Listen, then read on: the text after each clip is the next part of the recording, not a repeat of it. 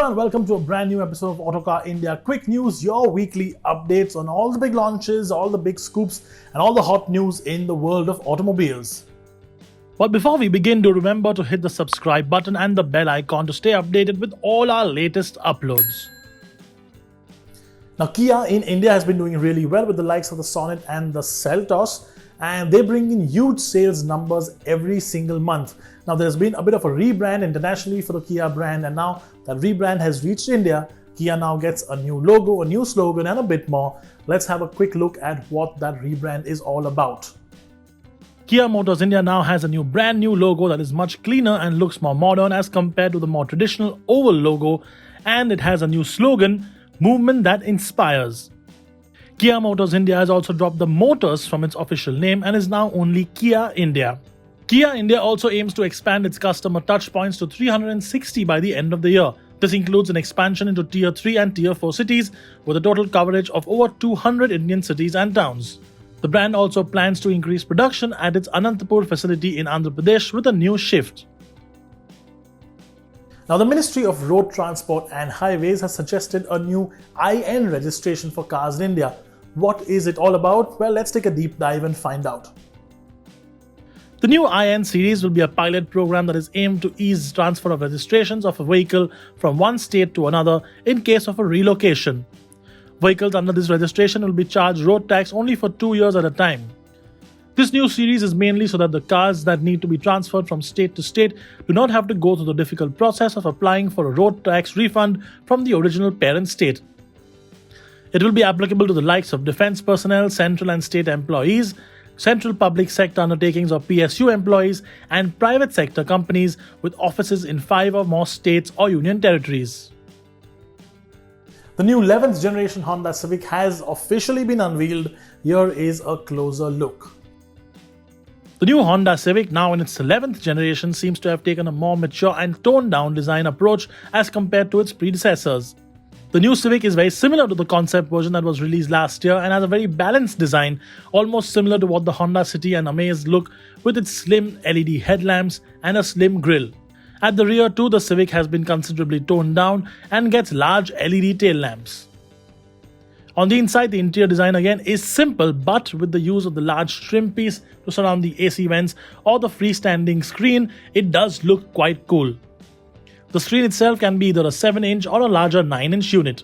Under the hood, the Civic comes with a naturally aspirated 2-liter engine that makes 160 horsepower and 187 Nm of torque, or a 1.5-liter turbo VTEC that makes 182 horsepower and 240 Nm of torque.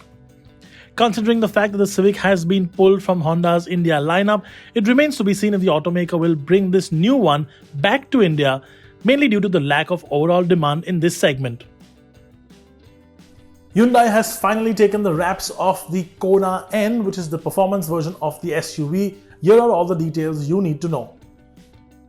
The new Hyundai Kona N is the 5th N car from Hyundai's performance division and features a 280 horsepower 2-liter turbo petrol direct injection engine under the bonnet.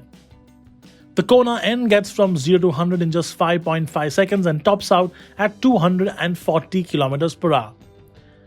Torque is rated at 392 Nm. Power is transmitted through the 8-speed dual-clutch NDCT transmission, and the Kona N retains its front-wheel drive layout. On the exterior, the Kona gets sportier bumpers with larger vents up front, while at the rear, it gets a built-in diffuser and dual exhaust tips.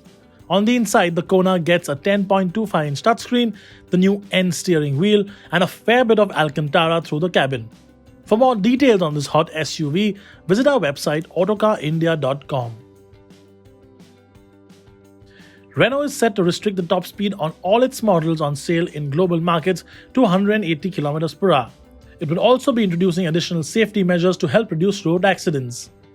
Incidentally, Renault isn't the first automaker to announce such a move, as Volvo already has a 180 km per hour speed limit on all cars and SUVs to ensure passenger safety in case of an accident. Renault will also be introducing updated safety tech that will process road data and inform drivers of any risks in real time. Let's move on to two wheels now, and first up it's the launch of the Aprilia SXR125. The Aprilia SXR125 is priced at 1,16,000 rupees ex-showroom Delhi and costs about 11,000 rupees less than the SXR160.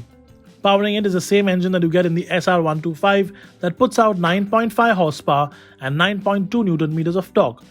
It also gets the wide 12x70 R12 tires and a 7-litre fuel tank just like the SXR160. While the scooter does miss out on ABS and gets only CBS or combined braking, it does get an LED headlamp, USB charging ports, and a digital instrument cluster.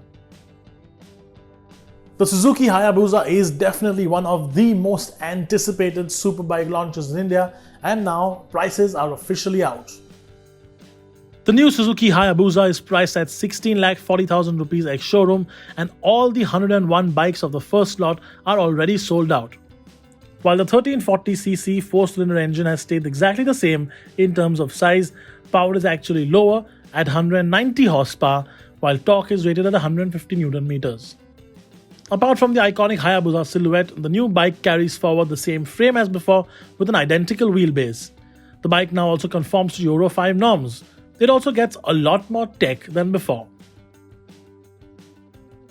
Harley-Davidson has finally launched the Pan America 1250 in India, marking its entry into the adventure bike segment, which of course, as we know, is a hot segment in the big capacity bikes.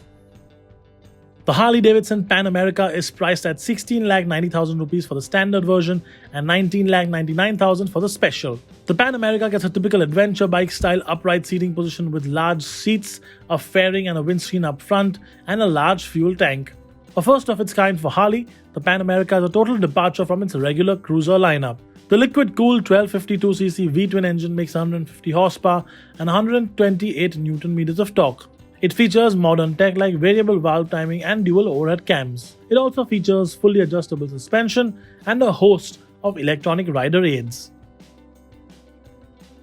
And that's all we have for you this week. As always, to remember, leave your opinions in the comments section below.